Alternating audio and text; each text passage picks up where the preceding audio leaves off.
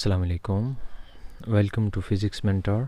और हम आज अपने फ़र्स्ट ईयर फ़िज़िक्स का लेक्चर नंबर 3 स्टार्ट करते हैं।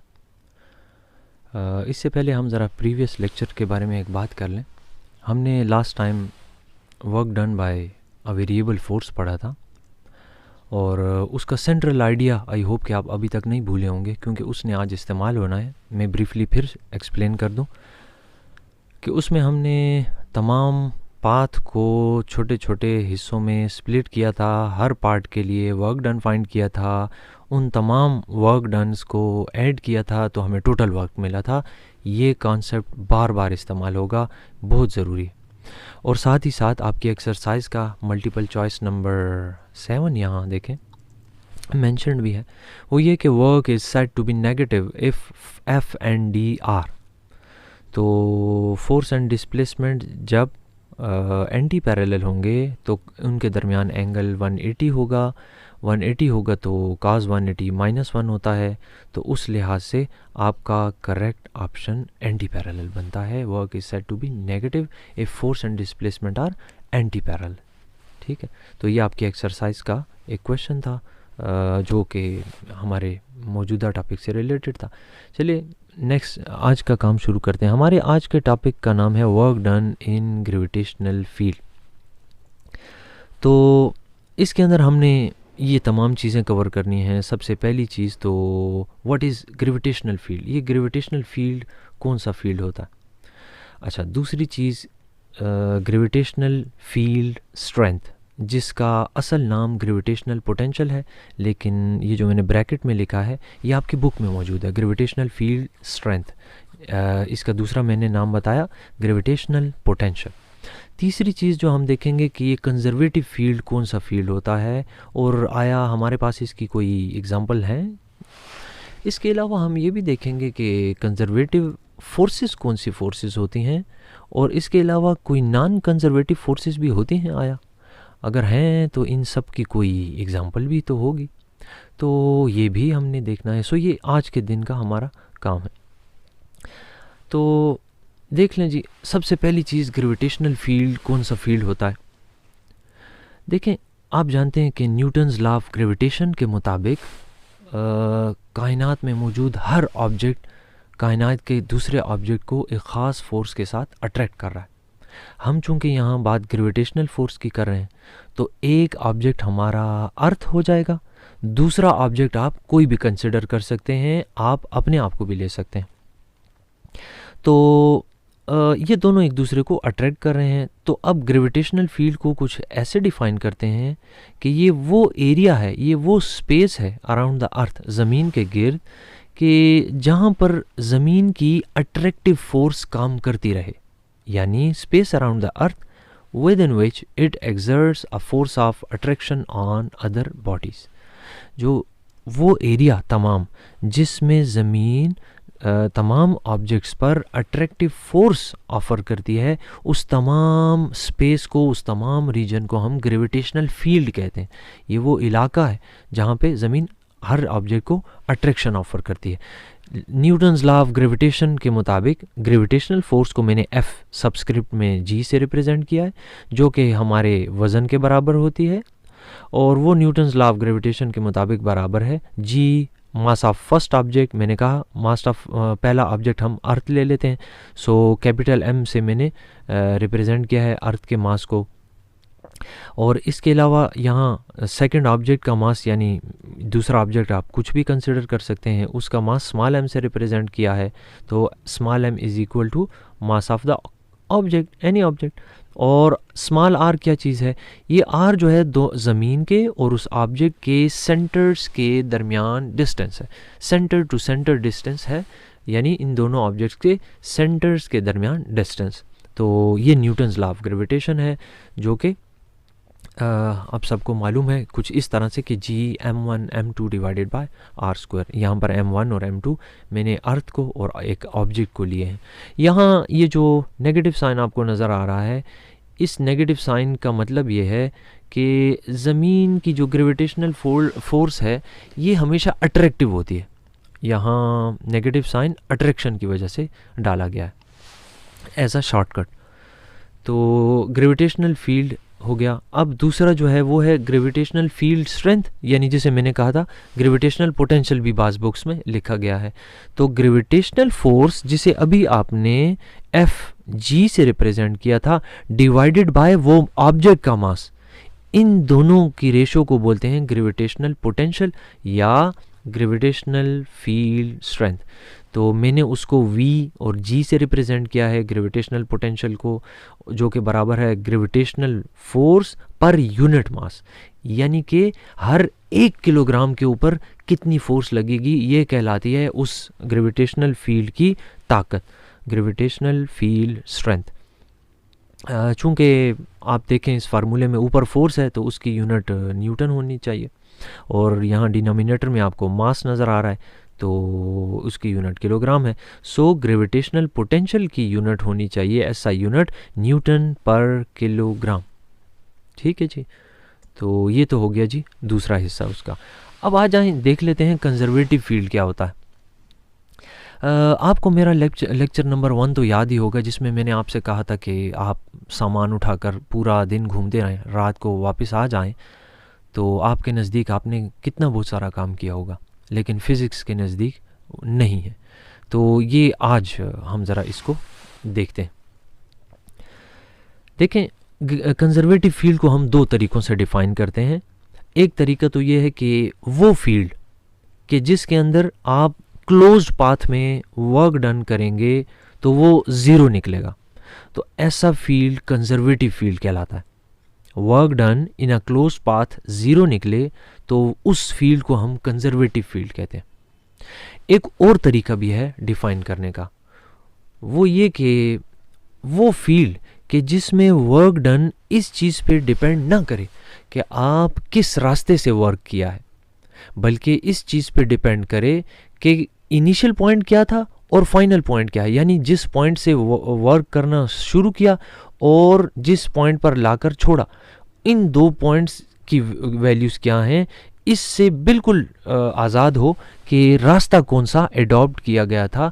तो ऐसे फील्ड को भी कंजर्वेटिव फील्ड कहते हैं। तो इसको कुछ इस तरह से डिफाइन करते हैं कि the field in which work done is independent of the path followed, उस रास्ते पर डिपेंड ना करे, and only depends upon initial and final points, initial और फाइनल पॉइंट्स पर डिपेंड करे, तो ऐसे फील्ड को कंजर्वेटिव फील्ड कहते हैं।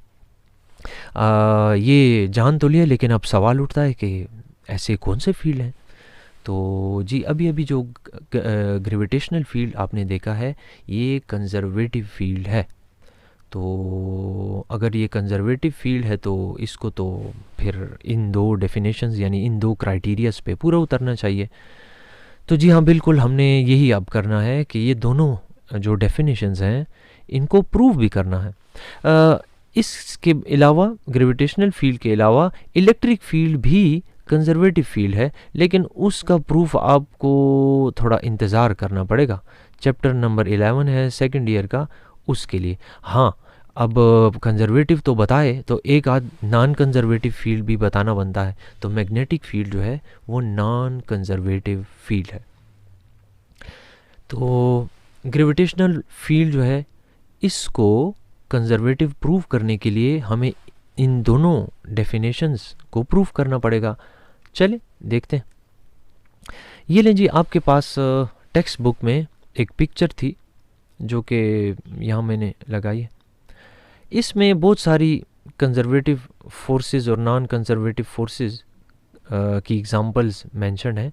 तो आप ज़रा लेफ़्ट साइड पर देखिए कि कंजर्वेटिव फोर्सेस कौन कौन सी हैं। Electric force, elastic spring force यानी हुक्स लॉ के मुताबिक जो F=kx है, ये भी एक कंजर्वेटिव फोर्स है। और ग्रेविटेशनल फोर्स यानी कि अभी जिसका फार्मूला G(M)r² लिखा था, ये भी एक कंजर्वेटिव फोर्स है। इसके अलावा नॉन कंजर्वेटिव फोर्सेस की एग्जांपल्स भी लिखी हैं। Frictional force, air resistance, tension in the string, normal force, propulsion force of a motor, propulsion force of a rocket, ये तमाम नॉन कंजर्वेटिव फोर्सेस की एग्जांपल्स हैं। तो अब अगर ये नॉन कंजर्वेटिव फोर्स की एग्जांपल्स आपने देख ली हैं तो ये एक स्टेरिक लगा हुआ स्टार बना हुआ नज़र आ रहा होगा आपको। और यहाँ साइड पर, लेफ़्ट साइड पर देखिए कि पेज नंबर 145 आप अपनी टेक्स्ट बुक का देखेंगे तो आपको अपना पहला मल्टीपल चॉइस जो नज़र आएगा वो यही आपसे पूछता है कि कोई 4 ऑप्शंस दिए हैं और उनमें से एक नॉन कंजर्वेटिव है, उसकी एग्जांपल बतानी है। तो 3 वहाँ पर जो फोर्सेस हैं वो कंजर्वेटिव हैं, जबकि चौथी यानी फ्रिक्शनल फोर्स नॉन कंजर्वेटिव है।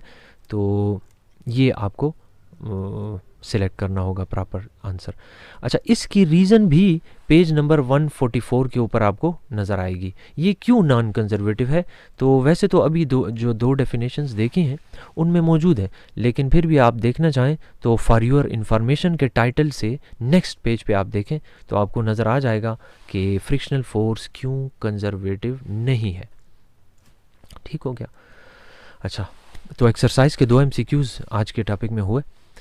चलें जी, इन 2 डायग्राम्स को देखें। यहाँ लेफ़्ट साइड वाली डायग्राम को ज़रा सबसे पहले देखिएगा, क्योंकि मेरी जो 2 डेफिनेशंस थी उनमें जो पहला प्रूव करना है प्रूफ वो इसी फिगर के मुताबिक करना होगा। ये फिगर मैंने अगली स्लाइड पे भी लगाई है, सो ज़रा इसको समझिए। देखें, एक ऑब्जेक्ट है वो पॉइंट C पर है और पॉइंट C से उसको लेकर आते हैं पॉइंट B तक। पॉइंट B से उसको फोर्स लगाते लगाते लेकर आएंगे A तक और A से वापस लाएंगे इस रास्ते से C तक। तो ये एक क्लोज्ड पाथ है। देखें, C से B, B से A, A से C, ये एक क्लोज्ड पाथ है। सो इस क्लोज्ड पाथ में वर्क डन अगर 0 निकला तो समझ लें कि ये ग्रेविटेशनल फील्ड कंजर्वेटिव फील्ड है, क्योंकि हम ये सब कुछ अर्थ की ग्रेविटेशनल फील्ड के अंदर ये सब कुछ परफॉर्म करेंगे। ठीक हो गया।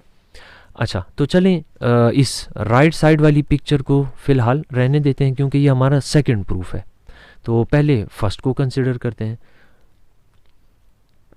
ये लें जी, सबसे पहले मैं C से, इस पॉइंट C से हॉरिजॉन्टली मूव करता हुआ B तक एक ऑब्जेक्ट को लेकर आता हूँ। तो आपको मेरे लेक्चर नंबर 1 में भी ये याद पड़ता होगा, मैंने आपसे कहा था कि आप कॉलेज से घर की तरफ और घर से कॉलेज की तरफ जिन बुक्स वगैरह को लेकर आते हैं तो आपने उन पर कोई वर्क नहीं किया। हालांकि आपने बहुत भारी बुक्स उठाई होती हैं, लेकिन फ़िज़िक्स के मुताबिक वर्क डन क्यों नहीं था उसकी वजह आपके सामने ये लिखी हुई है। देखें, ये जो ब्लू कलर का एरो है ये डिस्प्लेसमेंट को शो कर रहा है, जबकि ये ब्लैक कलर का एरो जो है ये ग्रेविटेशनल फोर्स को रिप्रेजेंट कर रहा है, जो कि मैंने आपको W के बराबर कहा था, पुट किया जाता है हमारे वेट के बराबर। तो फोर्स को देखें और डिस्प्लेसमेंट को देखें, ये आपको परपेंडिकुलर नज़र आएंगे। थीटा इनके दरमियान 90 डिग्रीज़ है। हालांकि फोर्स लग रही है, हालांकि ऑब्जेक्ट डिस्प्लेस हो रहा है, पॉइंट C से पॉइंट B तक पहुंच रहा है, लेकिन उसके बावजूद वर्क डन 0 इसलिए निकलेगा कि cos 90 0 होता है, उससे work done from C to B 0 निकल आएगा। सो पहला हिस्सा work done from C to B वो 0 हो गया। यहाँ एक सिंबल जो है उसमें कहीं आप कंफ्यूज ना हो जाएं, सो मैं उनको क्लियर करता जाऊँ। देखिए, यहाँ वेट को W से रिप्रेजेंट किया है, जबकि वर्क को डेल्टा W से रिप्रेजेंट किया है। और ये कौन सा वर्क डन है? ये सिर्फ C से B तक का वर्क डन है। आपको ये भी याद होगा कि ये C से B तक, B से A तक और A से C तक मुख्तलिफ वैल्यूज़ ऑफ फोर्सेस अप्लाई हो रही हैं, फोर्स कांस्टेंट नहीं है। इसलिए हमने इस पाथ को A, B, C 3 हिस्सों में डिवाइड किया हुआ है। हम इन तमाम पाथ्स के लिए वर्क डन कैलकुलेट करेंगे, उसके बाद उन तमाम को ऐड करेंगे, जिससे हमें टोटल वर्क डन मिलेगा और हम ये देखेंगे कि वो क्या निकलता है।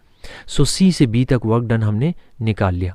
अब चलते हैं जी B से, पॉइंट B से फिगर को देखिए, ऊपर की तरफ पॉइंट A की तरफ जाता है। याद रखिएगा, ज़मीन की ग्रेविटेशनल फोर्स की डायरेक्शन अब भी डाउनवर्ड ही है, जबकि ये ऑब्जेक्ट के डायरेक्शन ऑफ मोशन इस ब्लू एरो को देखिए, इससे रिप्रेजेंट है ऊपर की तरफ है। तो ये 2 एंटी पैरेलल वेक्टर्स हैं। डिस्प्लेसमेंट ऊपर की तरफ है, जबकि वेट जो है वो डाउनवर्ड नीचे की तरफ है। तो ये एंटी पैरेलल हैं। एंटी पैरेलल का मतलब है इनके दरमियान एंगल 180 डिग्रीज़ है। 180 डिग्रीज़ जब मैं वर्क के फार्मूले में पुट करता हूँ तो मेरे पास cos 180 की वैल्यू -1 है, जिसकी वजह से मेरे पास आ जाएगा WD1। D1 A से लेकर B तक का जो डिस्टेंस है इसको एज अ शॉर्टकट D1 कहा गया है। ठीक है। तो D1 मल्टीप्लाइड बाय W और साथ नेगेटिव साइन आएगा। ये कौन सा वर्क डन है, ये नोट कर लें, B से A तक। तो इसीलिए यहाँ देखें तो डेल्टा W और नीचे साथ में लिखा हुआ है B to A, ये B से सिर्फ A तक का वर्क डन है। ये दूसरा वर्क डन हमने कैलकुलेट कर लिया। अब हम A से C तक का वर्क डन कैलकुलेट करते हैं।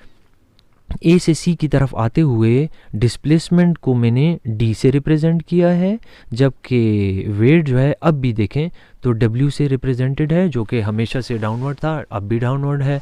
तो इनके दरमियान यानी कि वेट और डिस्प्लेसमेंट, ये ब्लू एरो को देखिए, इनके दरमियान देखें ये एंगल है थीटा, तो ये एंगल बन रहा है थीटा। अच्छा, वर्क डन को जब डिफाइन करना होगा तो कैसे लिखेंगे, W work done from A to C, ये पॉइंट A है और ये पॉइंट C है। तो पॉइंट A से पॉइंट C का जो वर्क डन होगा वो बराबर होगा WD cos थीटा। अच्छा, अब यहाँ पर ये जो D cos थीटा है, देखिए मैं इसके साथ क्या करता हूँ। आप जानते हैं कि ये एक राइट एंगल ट्राइंगल है और ये थीटा बन रहा है एंगल। एंगल के बिल्कुल सामने वाली ये जो साइड है BC, ये परपेंडिकुलर है, और ये जो एडजेसेंट साइड है AB, ये इसका बेस है। तो गोया राइट एंगल ट्राइंगल में ये जो AB है ये बेस है, ये AC जो है ये हाइपोटेन्यूज है। तो आपको मालूम होना चाहिए कि cos थीटा बराबर होता है बेस डिवाइडेड बाय हाइपोटेन्यूज। तो बेस का नाम है D1 और हाइपोटेन्यूज का नाम है D। तो ये देखें cos theta is equal to D1 divided by D। अच्छा, अगर मैं D को मल्टीप्लाई कर दूं दोनों तरफ तो D आके cos थीटा के साथ लग जाएगा और D1 अकेला रह जाएगा। ये बात आपको यहाँ नज़र आ रही होगी, D1 is equal to D cos theta, तो ये लिखा हुआ है। अच्छा, अब मेरे पास ये जो D cos थीटा जो है ये D1 के इक्वल है। तो इसका मतलब है कि जहाँ कहीं भी D cos थीटा लिखा होगा मैं वहाँ D1 पुट कर सकता हूँ। तो ये लें जी, ये लिखा हुआ D cos थीटा, यहाँ D cos थीटा को हटा दीजिए और D1 लगा दीजिए इस इक्वेशन नंबर 1 में। ये जब लगा देता हूँ तो इक्वेशन 1 कुछ ऐसी नज़र आती है, देखिए W और D cos थीटा हट गया, D1 लग गया। तो मेरा वर्क डन A से C तक आने के लिए ये लिखा हुआ है W मल्टीप्लाइड बाय D1। अब तीनों वर्क डन आ चुके मेरे पास, तीनों C से B तक, B से A तक और A से C तक, ये तमाम वर्क डन आ चुके हैं। मैं अब इस पोजीशन में हूँ कि टोटल वर्क डन कैलकुलेट कर लूँ। तो टोटल वर्क डन इन तीनों का सम होगा। आप ज़रा पहले दोनों पे नज़र डालिए। C से B का आंसर था 0, B से A का था -WD1 और तीसरा निकला है WD1। अगर मैं इन तीनों की वैल्यूज़ को यहाँ, यहाँ और यहाँ पुट कर दूंगा तो ज़रा देखिए मेरे पास आ रहा है 0, टोटल वर्क डन 0 निकल रहा है, खुद ब खुद 0 निकल आया। तो इस तरह पहली डेफिनेशन जो है वो आपकी प्रूव होती है कंजर्वेटिव फील्ड की। अच्छा, इसी तरह ज़रा दूसरे को देख लेते हैं। दूसरी डेफिनेशन मैंने आपको ये बताई थी कि वर्क डन चाहे जिस रास्ते से आप परफॉर्म कर लें, एंड रिज़ल्ट वर्क का एक जैसा अगर निकलता है मुख्तलिफ रास्तों से तो वो भी कंजर्वेटिव फील्ड की निशानी है। तो अब ज़रा आप इस फिगर को देखिए। फिगर में ये 1 जो लिखा है ये इसलिए लिखा है क्योंकि A से C तक वो एक रास्ते से आया है। ये ब्लू कलर की जो लाइन है ये एक रास्ता है, इसको पाथ नंबर 1 कहेंगे। और ये जो A से B तक आना और B से C तक पहुंचना, ये C तक पहुंचने का दूसरा रास्ता है। इसको आप इनडायरेक्ट पाथ भी कह सकते हैं, लेकिन ये 2 रास्ते हैं। इस सेकंड पाथ को भी आप देखें तो 2 से रिप्रेजेंट किया गया है। तो मैं सबसे पहले एक पाथ से वर्क डन को परफॉर्म करके देखता हूँ, कैलकुलेट करता हूँ, देखता हूँ क्या आंसर निकलता है, और फिर दूसरे पाथ से, ठीक है। तो work done in path number 1 from A to C, ये ज़रा देख लेते हैं। पाथ नंबर 1 से मुराद ये डायरेक्ट वाला पाथ है। अभी पीछे हमने ये किया है कि ये डिस्प्लेसमेंट है, ये नीचे की तरफ वर्क डन है, इनके दरमियान एंगल थीटा है, तो वर्क डन बराबर होगा WD cos थीटा। और अभी इसी पिछली स्लाइड में आपको ये बताया गया था कि cos थीटा बराबर होता है बेस यानी D1 डिवाइडेड बाय हाइपोटेन्यूज यानी कि ये D। तो D को अगर हम दोनों तरफ मल्टीप्लाई करें तो फिर मेरे पास वही स्टेप से रिपीट करते हुए आता है D cos theta is equal to D1।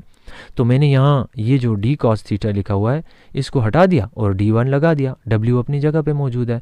तो वर्क डन a से c तक जो पाथ नंबर 1 है ये वाला, इससे आता है WD1। इसे मैंने इक्वेशन नंबर 1 से रिप्रेजेंट किया है रोमन लैंग्वेज में। अब हम ऐसा करते हैं कि इस इनडायरेक्ट पाथ से आते हैं। इसके लिए वर्क डन कैसे कैलकुलेट करेंगे, पहले ए से बी की तरफ और फिर बी से सी की तरफ। तो ए से बी के लिए अगर आप नोट करें तो ए से बी की तरफ डिस्प्लेसमेंट की डायरेक्शन भी है और इसी डायरेक्शन में वेट की भी डायरेक्शन है। अगर आप डब्ल्यू की डायरेक्शन को देखें, फोर्स भी इसी डायरेक्शन में है, डाउनवर्ड है, और डिस्प्लेसमेंट भी डाउनवर्ड डायरेक्शन में कवर हो रहा है। पहले बी से ए की तरफ था पिछले केस में, लेकिन इस वक्त ए से बी की तरफ है। तो फोर्स और डिस्प्लेसमेंट पैरेलल है। पैरेलल जब होंगे तो थीटा 0 डिग्री पुट होगा। तो अब यहाँ पर फार्मूले में अगर आप नोट करें तो डब्ल्यू डी वन कॉस 0 लिखा हुआ है, कॉस 0 1 होता है, सो डब्ल्यू डी वन रह जाएगा। अच्छा, अब बी से सी की तरफ आते हुए डिस्प्लेसमेंट कवर हो रहा है लेफ्ट डायरेक्शन में, जबकि वेट की डायरेक्शन अब भी डाउनवर्ड ही होगी। सो डाउनवर्ड डायरेक्शन का मतलब ये है कि जो वेट है और डिस्प्लेसमेंट है d2, इनके दरमियान एंगल 90 डिग्री होगा। तो cos 90 चूंकि सिफर होता है, सो इस पाथ यानी b से c की तरफ जो वर्क डन ये लिखा हुआ है w b to c, ये मेरे पास 0 निकलेगा। वजह cos 90 सिफर होगा, सो वर्क डन सिफर हो जाएगा। अब ए से बी के लिए मेरे पास निकला था WD1, बी से सी की तरफ आते हुए वर्क डन निकला 0। इन दोनों को ऐड कर लेते हैं ताकि हमें ए से सी तक total work done indirect path यानी पाथ नंबर 2 का पता चल जाए। तो ये मैंने टोटल वर्क डन लिखा जो कि बराबर है work done from A to B plus work done from B to C, और इन दोनों की जब वैल्यूज़ पुट करेंगे ऊपर जो प्रूफ किए हैं तो मेरे पास WD1 निकला। तो आप नोट करें कि डायरेक्ट पाथ के लिए भी मेरे पास WD1 निकला हुआ है और इनडायरेक्ट पाथ के लिए भी देखें तो WD1 ही निकला हुआ है। हालांकि मैं रास्ता बदल के आया, दूसरा रास्ता लंबा वाला रास्ता है। इस लिहाज से आपकी डेफिनेशन नंबर 2 भी प्रूफ होती है कि work done is independent of the path followed. Work done path के ऊपर डिपेंड नहीं करता कि किस रास्ते से आप आए हो, बल्कि वर्क डन सिर्फ स्टार्टिंग पॉइंट और एंड पॉइंट यानी इनिशियल एंड फाइनल पॉइंट्स पर डिपेंड करता है। तो यही था आपका work done by 2 different ways, और वो चूँकि सेम निकला है, सो ग्रेविटेशनल फील्ड एक दफ़ा फिर साबित हुआ कि कंजर्वेटिव फील्ड है। ठीक हो गया। तो चलें जी, इस बात को कंक्लूड करते हैं। हम लोगों ने 2 डेफिनेशन की थी कंजर्वेटिव फील्ड की और दोनों को प्रूव भी किया। प्रूफ करने के बाद हमारा work done in gravitational field ख़त्म होता है। तो ये बात आपने फिर से मैं ज़रा याद दहानी करा दूं कि आपने भूलनी नहीं है कि सेकंड ईयर का चैप्टर नंबर 11 जो है, इसमें इलेक्ट्रिक फील्ड का कंजर्वेटिव होना भी आपकी आंखों से गुजरेगा। हाँ, आपके नोटिस में आए कि ना आए ये एक अलग बात है। अगर आप मेरे लेक्चर्स को फॉलो कर रहे हैं तो इंशाल्लाह ज़रूर आपको देखने को मिलेगा, और मैं अमूमन दिखाया करता हूँ। तो चलें फिर इसके साथ ही आज के इस लेक्चर को ख़त्म करते हैं। तो इंशाल्लाह लेक्चर नंबर 4 के साथ फिर दोबारा मिलेंगे। अगर आपको कोई क्वेश्चन कोई करना हो, ईमेल मौजूद है, व्हाट्सएप मौजूद है, आप इससे मेरे साथ रब्ता कर सकते हैं। ठीक हो गया जी। तो इंशाल्लाह नेक्स्ट लेक्चर में मिलते हैं। तब तक के लिए फ़िज़िक्स मेंटोर से मोहम्मद मुज़म्मिल को इजाज़त दें जी। अल्लाह हाफ़िज़।